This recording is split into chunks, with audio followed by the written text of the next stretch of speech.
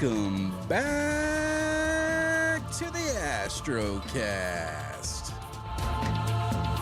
I'm your host, Roo.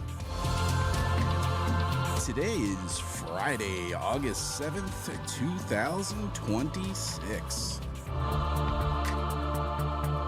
The new moon approaches, and with it, a total solar eclipse. I am very, very envious of those folks who will be able to witness it very soon, including Nico. Hope he has a fun trip, safe trip, and doesn't get clouded out. Knock on wood. I hope you guys have been doing well. It's been a pretty hectic summer here at the Astrocast, as I'm sure you can tell. So clearly, I have been very busy with all the various projects that I've had going on, but I thought it might be fun to just sit down and catch up with you guys today, and maybe not try to do something so fancy for once. That might be a good thing.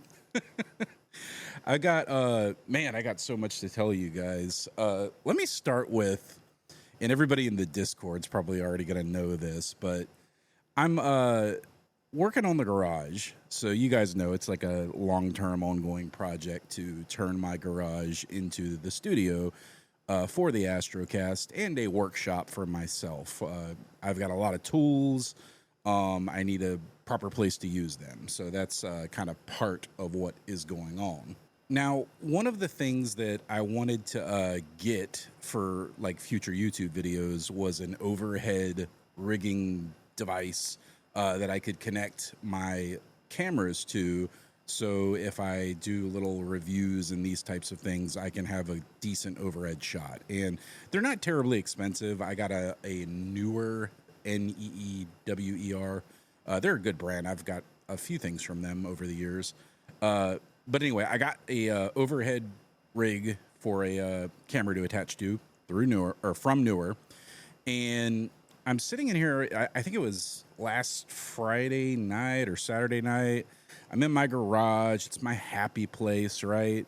I'm setting up this new camera rig, and I grabbed a few of my soft boxes to, light things, and I just kind of recorded a silly little test video about a ball head just to kind of see how it looked and get an idea for what I'm working with. So wasn't really thinking much of it. Recorded a stupid video about a ball head.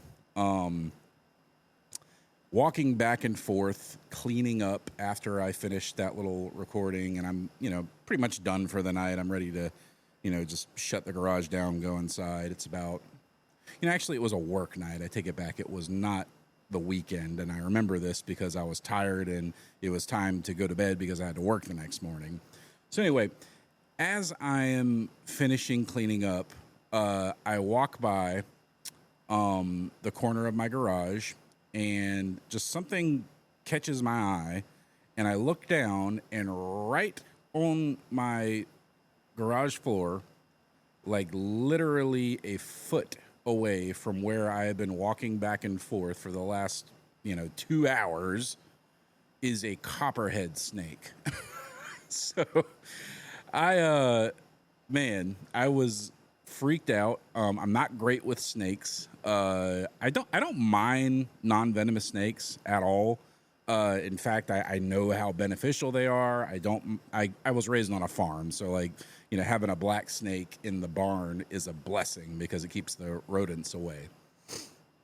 That being said, copperheads are something I can't abide, especially in the house. Like, it's one thing if it's outside, but not in the garage, not in my happy place. So I was wearing shorts and flip-flops, as one does when they are walking around the garage on a hot summer night. By the way, if you hear a little bit of feedback from the air conditioner, I'm sorry. It's just too hot to turn it off. So I'm giving myself a little bit of a pass on today's audio quality just because it is like 90 degrees outside. So I need that AC if we're going to record. So I'm standing there. It's like 11 o'clock at night. My wife's already in bed. She's not asleep yet. and I don't like have anything at direct arm's length that I could use to kind of shoo him out. I didn't know what to do. So like I got my phone out and I got a voice memo and sent it to Jess, and I was like, I need you to very calmly and very quietly come into the garage with a broom. Bring me a broom immediately. Don't ask questions. And please be calm and quiet. So you know she was freaked out because who wants to get that message at 11 o'clock at night? So she brought me the broom. I was able to get the snake out of the garage. Not the end of the world, but I cannot have that happen again. That was too much, man. Now, for one thing, I know a copperhead bite is not going to kill me. I know it would be extremely painful, and I don't know how my body would react. That's not to say no one's ever died from a copperhead bite. It has happened. I don't want to be finding out personally. What I really worry about though is my pets, like Bane and Loki in the yard. That's what worries me. And I probably have told you guys about this in the past, but I have one neighbor on the western side of my home who does not take care of his property at all. Like at all. It's a disaster. His backyard hasn't been touched in what looks like 20 years. So like I'm pretty sure if snakes are like hanging out and breeding somewhere, it's in his yard, which is a shame because they can just come right into my yard. In fact, I saw a pest control van there about a week before this incident, which made me think like maybe he had a snake infestation of sorts and they shooed them away, and that's how one of them ended up in my garage. I don't know. The next Saturday morning, which was just a couple of days after, mind you, I didn't work in the garage anymore after that. I couldn't. I was like, nope, because I didn't know if there was another snake in there.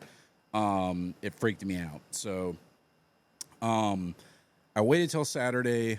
I went to Home Depot first thing in the morning, and I bought all new weather strips, the hard kind that actually go around the edge of your garage door.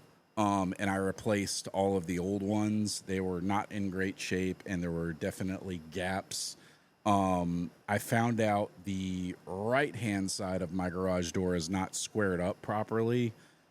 So there was no way to actually reinstall one properly. What I ended up doing was getting some small wooden shims and just shimming up that area. Hang on one sec. Every time I hear a little creak behind me now, I got to turn around and look and make sure there's not a snake creeping up on me. So I shimmed it out a little bit, and I managed to get it in nicely. I siliconed the outside, and then I used Great Stuff foam on the inside. If you don't know, Great Stuff works very well for filling in gaps, especially if you're trying to like weatherproof something, insulate it, and a bead of silicone just isn't wide enough to get what you need. Great Stuff will do it. I will tell you, though, make sure that you've got ample room to work in the area that you're in. If you're in super tight, cramped corridors and you're trying to use Great Stuff, it's not going to go well for you because that stuff will go everywhere if you're not careful. But I managed to make do, and I got a nice weather seal on 3 of the 4 sides. I haven't been able to do the bottom part, which ironically is probably exactly where he got in because it rained all week. But it looks like Sunday I will be able to replace that. So I got the parts, and that is going to be here shortly. So wish me luck on that. Hopefully there will be no further snake attacks in the future. But yeah, that definitely freaked me out. Now, in other fun news that isn't snake related, I got a really awesome email about a week ago from Min. And if you remember Min, he's from ML Astro. They're the guys out in Vietnam that are making very nice harmonic drive mounts. And they're making them at really affordable prices when you compare them to something like an AM3 or AM5 or even AM7 with their new, I believe it's called the ML1 mount. It was originally going to be the SAL66, but then he renamed it to the ML Astro 1. And that thing has a capacity of like over 100 pounds. I know he had a video where they did like 108 pounds on that mount and it tracked perfectly, which is just like mind blowing to me that you can do that for the price point that they're hitting. That being said, I do not have a need yet for a 108 pound mount. I hope that I do in the future, but right now I don't. And if you listened to the Utah episode, which I certainly hope you did. If you didn't, please go watch it on YouTube. It's a incredible 2-part series that I put out recently. Lots of awesome video and photo to take in. So just a good reason to check out the YouTube channel if you haven't. But anyway, you will know that I no longer have access to my AM3 mount. I originally wanted to use the CM26 in Utah, but it cannot find home. So I had to send the AM3 in its place. Now that has happened, I need a harmonic drive mount that I can use here at my home observatory, when I go on dark sky trips, when I go down to the Charlotte Amateur Astronomy Club. There's a million reasons why. And I love my CEM26, but I don't want to lug it around. It's not the best mount in the world. It's not a bad mount by any means. It's perfect for like the backyard observatory doing wide field stuff. But I wanted something a little bit nicer because I'm starting to wrap my head around the idea of building my next rig. Now that I've got a full-time wide field rig in Utah that, by the way, is just running flawlessly. Big thank you to Justin and Parrish for all of their help in getting that device set up. Huge shout out to Nate and Mike of AstroPeak Observatory. I literally could not have done it without them because they opened the observatory. But it's been running flawlessly, and it's so cool being able to have all the data that I'm getting already. You hear this from people when they talk about, when you get your first remote telescope and automate it, that you will very soon be working with data management. It's true, because I've already gotten like over 200 gigabytes of data, and it's only been running for like properly less than a month and a half, I would say, because I think it was like late June whenever I got it like fully up and running with the AM3. So I've already got a few projects that are underway. I decided to do the Heart and Soul Nebula because they frame up so perfectly with the 2600 MC Pro on the SQA 55. That focal length just gives you a beautiful frame of the Heart and Soul together. I've also done the Lagoon Nebula, which is really cool, Lagoon Trifid, and then I've got a lot of that really bright star field that is just to the east of it, west of it, if you're in the northern hemisphere. That's more towards like the core, maybe you'd say small Sagittarius star field right in that area. And that's going to be amazing to see how that turns out. And then there are some really great, huge targets that I'm going to be working on in the near future. In fact, I want to start going after more of these supernova remnants. When I was talking with Nico Carver last week on the show, if you haven't seen that interview yet, go check it out on YouTube. I put a lot of work into that episode as far as the production goes. So if you want to see what a high quality video episode of the Astrocast looks like, I highly encourage you to watch that one. It's a pretty long episode. It's about an hour and 45 minutes, but I asked Nico about everything, including his trip to the Atacama Desert. So I think you will enjoy it. Nonetheless, though, he kind of inspired me a little bit when he was talking about the amazing supernova remnant photo that he got when he was down there in the Atacama Desert. And I'm thinking to myself, like, I want to start getting more of these. And they're generally, I'm not going to say generally, but a lot of times they're just massive targets. And then I think about like the Spaghetti Nebula. I've never done a proper shot of the Spaghetti Nebula. I've tried before, but again, I'm in Bortle 7, and that is such a faint target. I'm actually closer to Bortle 8 now, unfortunately. I have to say it's Bortle 8, definitely. And it won't be long before it's 9. The light pollution just keeps getting worse and worse, but we'll get to that in a little bit. What I was getting at, though, in saying all of that is I've got an incredible wide field rig that is running 24/7 now. Maybe you wouldn't say 24/7, 12/27. Would that be more accurate? But it's running all the time out in Utah, and I want to start building my next rig. And the email that I got from ML Astro that I referenced to you about 5 minutes ago is letting me know that shipping is going to begin on their batch 8 of the SAL-33. And that matters because I have ordered an SAL-33. So I'm extremely excited about it. I went ahead and got the custom side panel. So I sent Maine a Astrocast logo. It's very similar to the one that we have for the actual podcast that you see on Spotify. I love that logo. I designed it myself like the first week that I started the show, I want to say. It's not an AI designed logo, which is really important to me, and I just love it. So that's going to be on the panel on the side of the mount. I have heard such good things about the machine quality of these mounts, as far as like the zero shift azimuth system for like polar alignment. It's also compatible with the robotic polar aligner that they are going to be releasing in the very near future.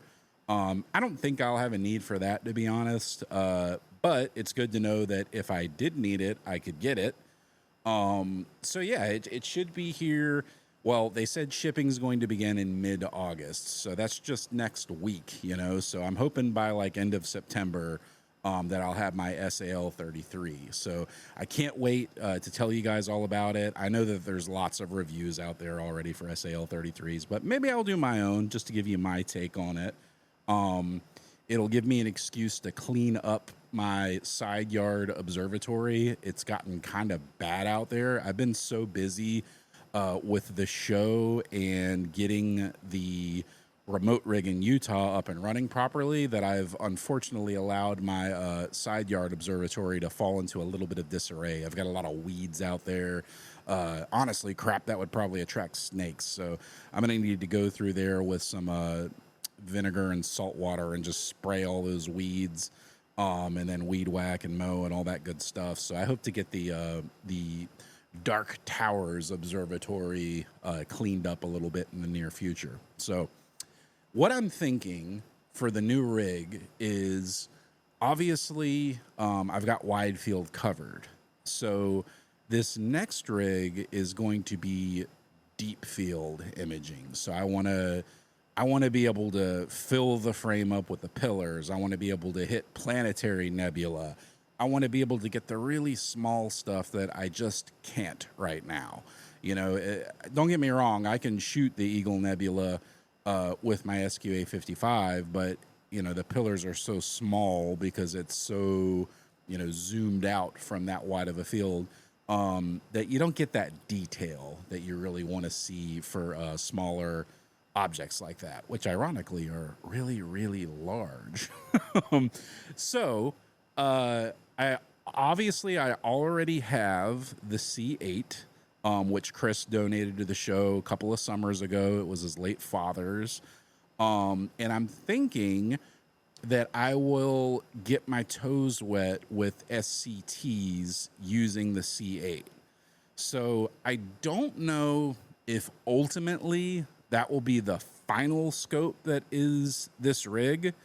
But I think what I'm going to do is I am going to basically get the missing pieces that I need for the C8, which right now are a better guide camera, because I only have a 120 mini available, and that just doesn't cut it. Unfortunately, the sensor is just too small, and you're lucky if you can get a single guide star in it, because it's just so small. So What you want is the ASI 462, which is a significantly larger sensor than the 120. I think it's like 4 times larger. It's significantly larger than the 120.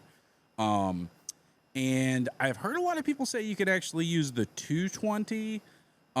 It's definitely a lot cheaper. I think you'll pay about, let me check on that actually. I think I might have said 462. My apologies. It's the 174 is the particular guide camera I'm talking about. So that's normally $499.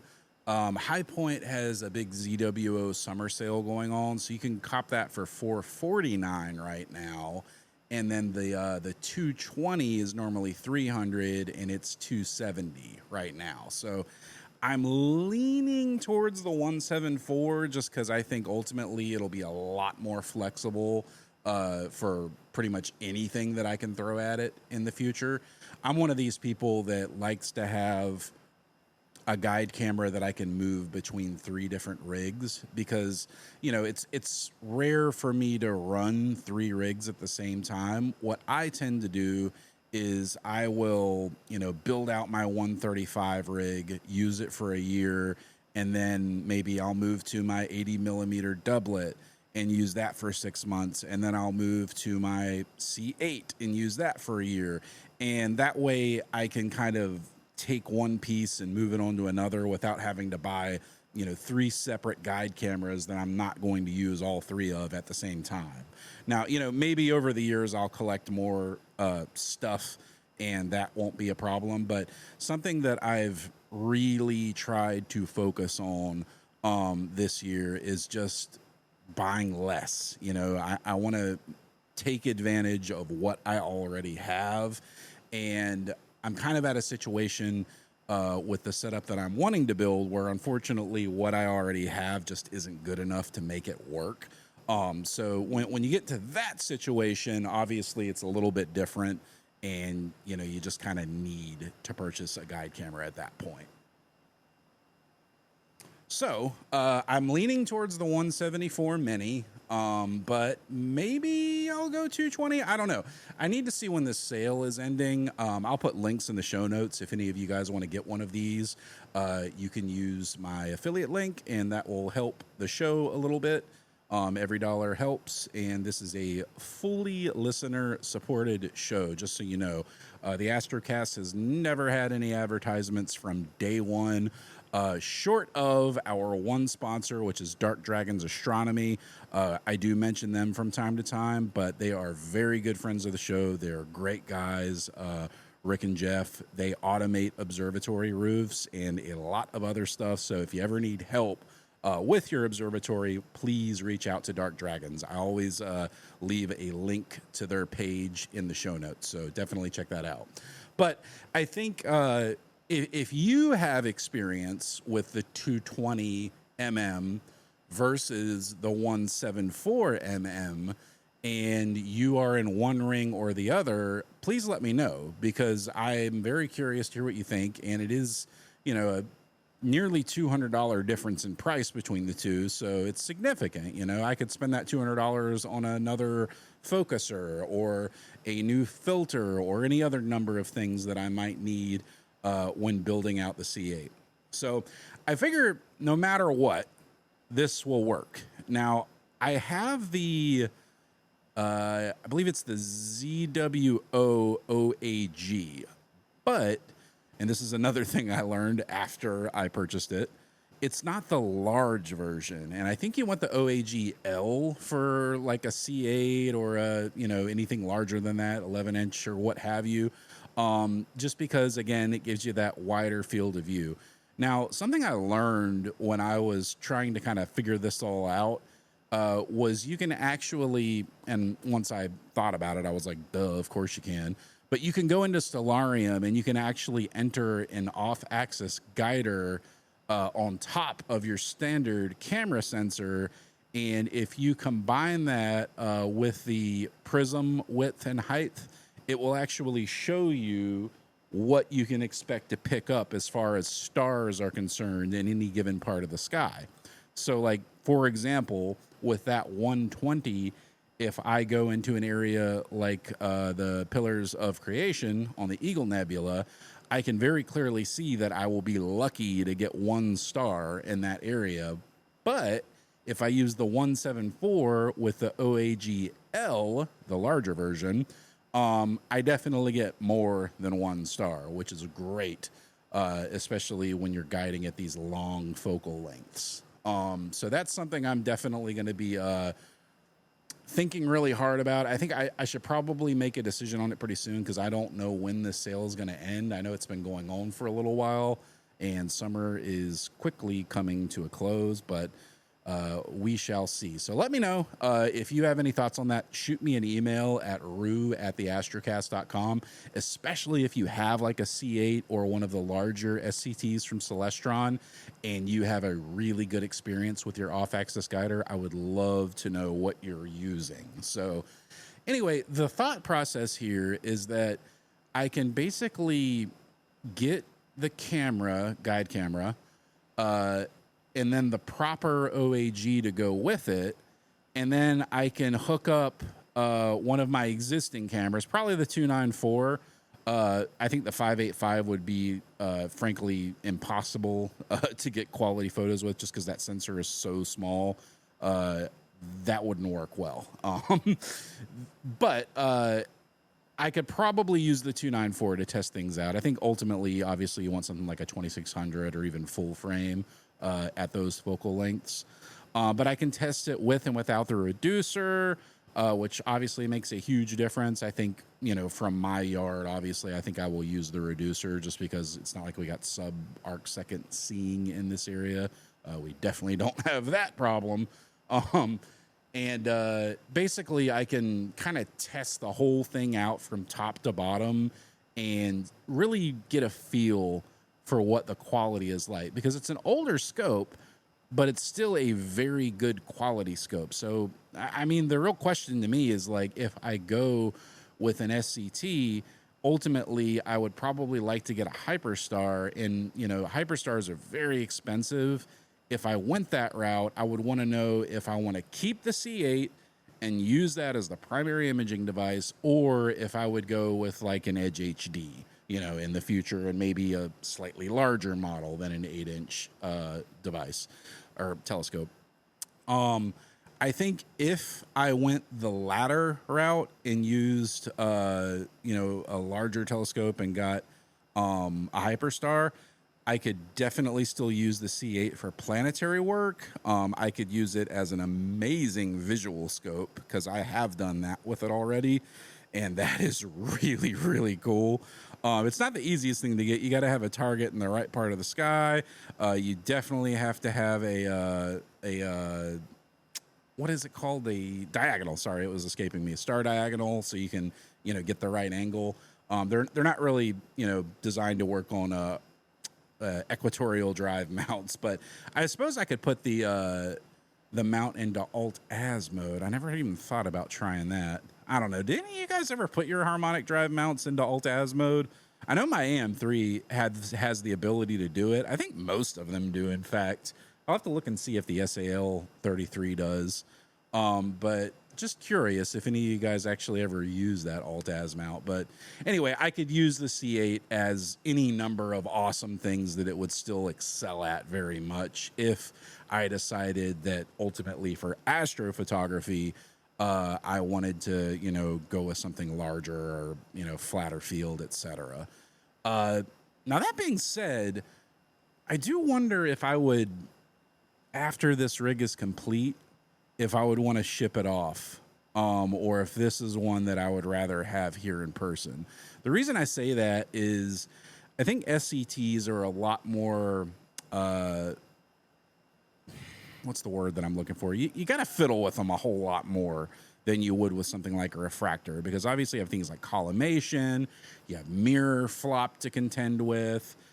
They're just, physically they're much, much larger. So you got a lot to deal with in that regard. So I know Justin keeps his large SCT at his observatory at the club, because he's told me, he doesn't want to have that working remotely off site. because it's difficult. You have to collimate it. You have to keep an eye on it. It's just more of a hands-on kind of scope.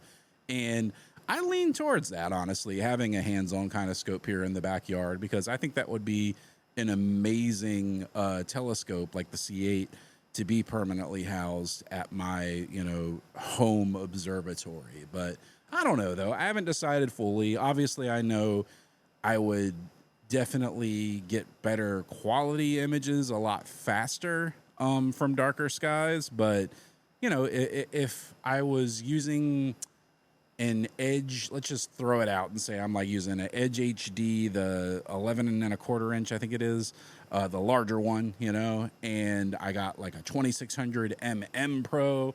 If I'm imaging in mono at that focal length, I would probably, obviously have high quality filters. I think that would negate a lot of what I have to deal with in these terribly light polluted skies. So let me know what you guys think. If you have any suggestions for me on that, please let me know. Like always, whenever I build out a new rig, I start with the mount and then I slowly add piece after piece. And if you're new to the hobby and you're wondering, like, how do these people afford these $5,000 setups? That's the answer, at least for me. It's just like building a PC for me. I don't just go out and spend all that money at once. Like, I'm sure some people have the ability to do that, and hey, bravo for you if you've got it like that. But I think my wife would murder me if I dropped $5,000 at once on telescope parts. So for me, what I like to do personally is I will oftentimes I'll finance something. Like if I can find 0% for 18 months, for up to X amount, and I can kind of, factor in that cost to my monthly budget. And the main thing is 0%. Do not put any telescope parts on any credit card with a, typical awful interest rate, because you'll never pay it off and you'll hate yourself. Ask my younger self how I know. When I was 20, I had issues with that. But I just had my birthday, too, by the way. 2 days ago, I turned 42. So Roo is officially the answer to the universe. Yes, I referred to myself in the third person. I apologize. It won't happen again. So anyway, building out the rig piece by piece is definitely a route that you can go. It's what I tend to do. I'd start with a mount, then probably move to the OTA. And then, as things are on sale, I'll grab them, grab a filter here, grab a camera there, grab an autofocuser, all the little bits and bobs that you need. If you need risers, if you need tube rings, there's a lot of stuff that goes into a build, and you don't have to buy it all at once. And the beauty of having multiple setups like I do, and you will too if you're staying in this hobby for years, is you don't have to rush. You don't feel like I don't have anything. I can take my time because I have the luxury of having all that data come in on a nightly basis from Utah. I've got, 1, 2, 3 other mounts that I can use. I can go on my dark sky trips on the weekend and bring my move if I want to shoot Milky Way. I've got my Star Adventure GTI that I can throw my 135 build on, and it just works beautifully. So, you've got options if it's not your first rig. And take your time, find good deals on things. Cloudy nights is an excellent place to go if you want to find, good quality used gear. I think most astronomers tend to be pretty honest people in my experience. I haven't met a terrible person in this hobby yet. Everybody that I've met has been super nice and forthcoming. I've bought several pieces off of Cloudy Nights over the years, and I've never been disappointed. So even when I've bought things that say, it's well used or this piece is missing, it still worked perfectly fine, and I got a good deal on it because I understood that it wasn't going to come with a screw or whatever, and I could just replace that myself. So just something to think about if you're considering building a new rig.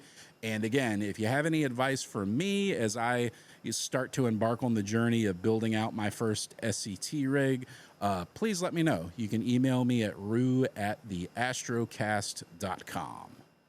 All right, let us switch gears to something that is maybe a little less fun than talking about brand new telescopes, but I definitely think it's important that we talk about it. So I have mentioned on the show a couple of times now this startup company, Reflect Orbital. And if you keep up with astronomy news, or even just the news in general, because this has been in the mainstream news outlets over the last few weeks, in late July, Reflect Orbital was approved by the FCC to launch their demonstration satellite, which carries a 59-foot by 59-foot, that's 18 by 18 meter, mirror that is designed to beam concentrated sunlight to targeted spots on the ground at night. Now, obviously, this has raised a huge amount of concern in the astronomy field. Scientists have written to the politicians, to the FCC directly, as they were the ones who approved this terrible, terrible idea. The FCC's response has been that they don't have anything to do with light pollution, telescope interference, or safety risk for astronomers. That's outside of their authority. So it's not their job to regulate it. They're not even going to consider any of those things, which to me is kind of insane, because if you are the sole authority in charge of approving such a project, if you're the only box that needs to be checked from a legal perspective in order to get this thing off the ground, how on earth are you not considering things like light pollution and safety and migratory patterns? And I could literally go on and on and on, but I don't need to tell you guys that. You understand. But yeah, just to give you an idea, though, 60 by 60 feet, 18 by 18 meters, that is a massive mirror. And I haven't done the math on it yet, but apparently it is basically a 3-mile wide beam of light on the ground. And it supposedly can do basically the same amount of light as like a full moon, which is just awful.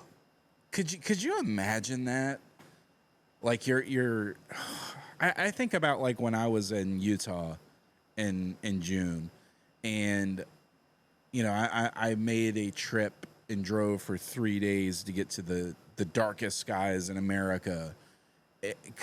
Even if it was a single pass of this satellite and it was here and gone in half an hour, do you know how angry I would be if it were daylight out and like our eyes just got ruined by it, our subframes that are running got ruined by it? There's so much that is wrong about this. And what's crazy is like impacting astrophotography and astronomy is really like the least serious problem.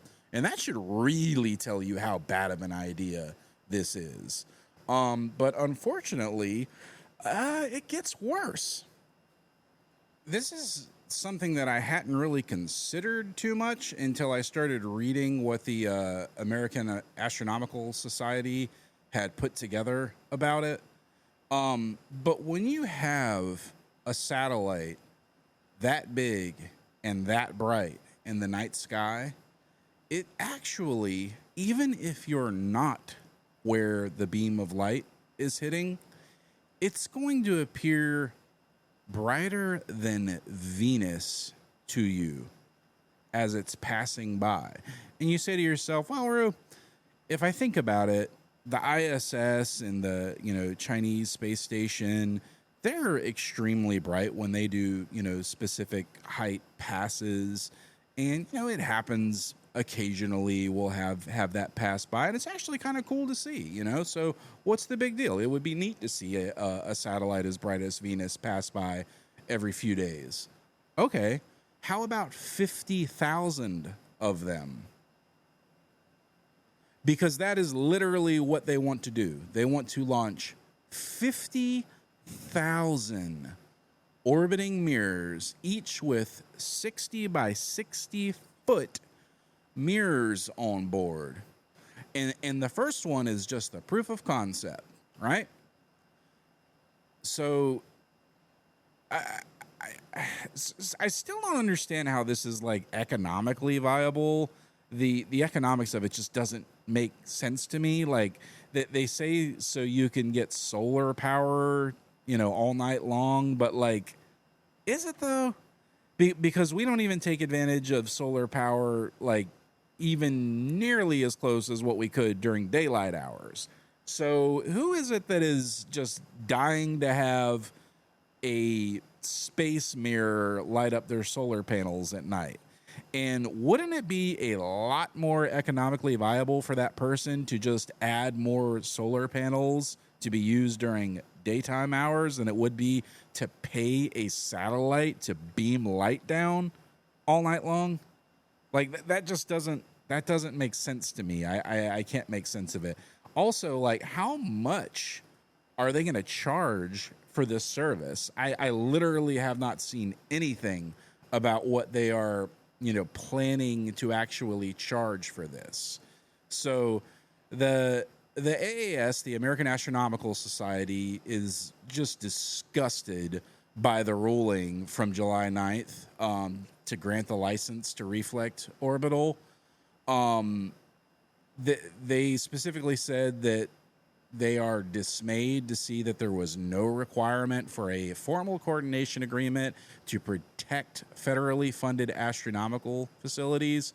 And like, while I agree with what they're saying there, we don't need to just protect federally funded astronomical facilities. We need to protect all of the night sky.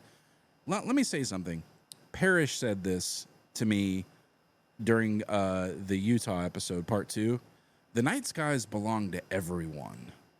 They are not owned by a corporation. They are not owned by billionaires who can launch 50,000 mirrors into the night sky. That ain't it, bud. The night skies have been for everyone for as long as the world has existed. You can go back through all ancient civilizations and see the paintings and drawings and depiction of the night sky. We have countless civilizations that saw the planets as gods. We still refer to them as gods to this day. What on earth gives these people the right to try to launch thousands of mirrored satellites into our night sky? Could you imagine seeing twice as many satellites as what Starlink currently has in our night sky that are all as bright as Venus all night long? It's mind-boggling. If this happens, I don't want to live on this planet anymore. Like, literally, I do not want to be on this planet anymore, because it's the most disgusting thing I think I can think of, as far as, I'm just going to say it, the rich wielding power. Because, like, there really hasn't been much in terms of rules for who can do what to our night skies up until now. And, like, yeah, we've got things like Starlink from SpaceX. I've got a lot of conflicted feelings on the project, but I recognize how important it is to get internet to remote places that need it, especially if it's wartime, for example. But then look what happens. You know, the billionaires that own the companies get to decide who gets the internet and when. Is that really up to them? Should they be the people who decide who has access to information or the ability to communicate? I mean, I guess technically, because they're the ones who bought it, right? But it's in our night sky. And that doesn't belong to them any more than the trees or the air that we breathe does. And I can't understand for the life of me why this is happening. Like, I get it. We live in like crazy times right now. Our politics are a joke. The top 1% in this world has just compounded wealth to like an insane degree in the last 10 years. And that's not opinion, that's a fact. And now we have these people deciding that they're going to launch 50,000 space mirrors. Like, I can't. I weep for our children who might not ever be able to see a dark sky. Because, like, make no mistake about it, we don't know if this is going to work or not. But if it does, if they succeed, every billionaire on this planet is going to want access to daylight at night, unless they're an astronomer. Bless them if they are. But once that starts happening and the money starts pouring in, you will not be able to stop them. There's no going back. And could you like actually picture what it would look like to have thousands of Venuses shooting across the night sky constantly all night long? You'd never see another meteor shower. You'd never sit under the night sky and just watch the stars twinkle again. You'd never be able to let your eyes fully adjust to the darkness because there would be artificial brightness from those satellites impacting your eyes constantly. Because again, Venus is the brightest object in our night sky. And if these satellites are brighter than Venus, and there are tens of thousands of them, you do the math.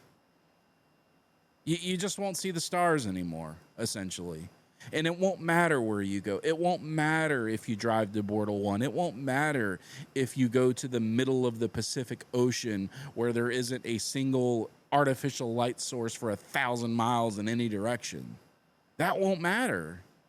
And do you think after they're launched and they're up there, do you think they'll come down? Like they'll be like, oh, you know what? Actually, the astronomers were right. Scientists were right. Oh, these birds are all falling out of the sky because they can't see the Milky Way at night and navigate properly anymore. Oh, these insect populations are collapsing because the dung beetle uses, the belt of the Milky Way to be able to make its way home. Do you really think that's going to happen? Have you seen that happen in history? Have you ever seen any billionaire say, you know what, the scientist is right. I think I'm going to back off of this project where the money is just constantly pouring in and we're launching hundreds of satellites every week. That I think it would be better if we just backed off a little bit. It's not going to happen, folks. And if we don't find a way to stop this now, in 5 years, we might not have our night skies anymore. Not as we know them today. And if you have tens of thousands of artificial mirrors flying through the sky that are beaming sunlight down, think about what that'll do to your astrophoto. Like satellites now, okay, They go through the frame, and we run it through Pix Insight. It calibrates them out. Not a big deal. Those aren't beaming sunlight directly at you. I think that changes things a little bit. A lot of bit. Write your senator. Tell your politicians that this has to stop. I'm writing mine. I don't know what else to do. Part of me says, even if we convinced our politicians, which we won't, they'll just go to another country and do it. I don't know what to do about this one, guys. I'm trying to, you know me, I'm an extremely positive guy. I always look at the bright side. Call me Mr. Brightside. Little Killers reference there for you, but I can't find an upside to this one, and it's moving forward at an alarming rate. Now, I hope that the test fails. I hope that it fails so badly and the guy goes bankrupt. For him to even think about doing this to our night skies, he deserves to go completely bankrupt and to be laughed out of every business meeting from here to Kingdom Come, as far as I'm concerned. Because if you did the research on the impact that this would have to nature and you still said, nah, I'm moving forward, then man, oh man, there's a special place in hell waiting for people like that. That's all I'll say on that. But hopefully it fails. Hopefully it's not economically viable. But honestly, I think it will be. When we look at how quickly, Starlink has been able to put up their constellation, when you can look up on, any given night of a month and see a new Starlink constellation spreading out overhead. I've seen probably 10 at this point. And I'm not out every single night, all night long, looking at all directions of the sky. Like, the technology is there. It's ready to go. They can launch these one after another.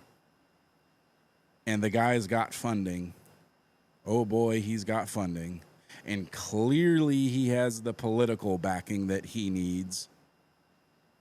So what gives? Let me know. If you guys have ideas outside of everything that I just rambled about, which pretty much includes write your senator.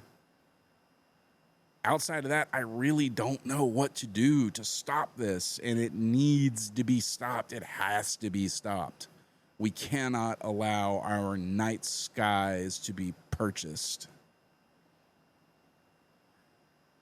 There's another company that's been approved for advertisements in space. And the first one that I saw that they're going to demo is the McDonald's arches. So imagine 50,000 Venuses flying through the night sky while the McDonald's arches goes through them. I know it sounds crazy. I know how crazy that sounds, guys. But a couple hundred years ago, you would have been called crazy for saying that planes are going to fly through the sky. 100 years ago, if you told somebody that we would be able to send rockets to the moon, they would have laughed you out of the room. We're through the looking glass here, and something's got to give, or we could very well lose our night skies. I really hope this doesn't happen. I want to find an upside, but I think the only way we're going to know is once this test happens. Follow the company, write your senator, write the company, tell them no, tell them don't do this, tell them to reinvest in all of the other renewable energy resources that we have. Fly a drone 10,000 feet above the ocean with absurdly bright spotlights if you want to light up the ocean whenever somebody goes off board. This is like the only thing I've heard them say where I'm like, okay, I can kind of see where that would be useful when somebody goes overboard on a ship, you know, in the Bering Strait at 2 o'clock in the morning. But are you really going to find someone with a full moon's light on the ocean? I don't think so.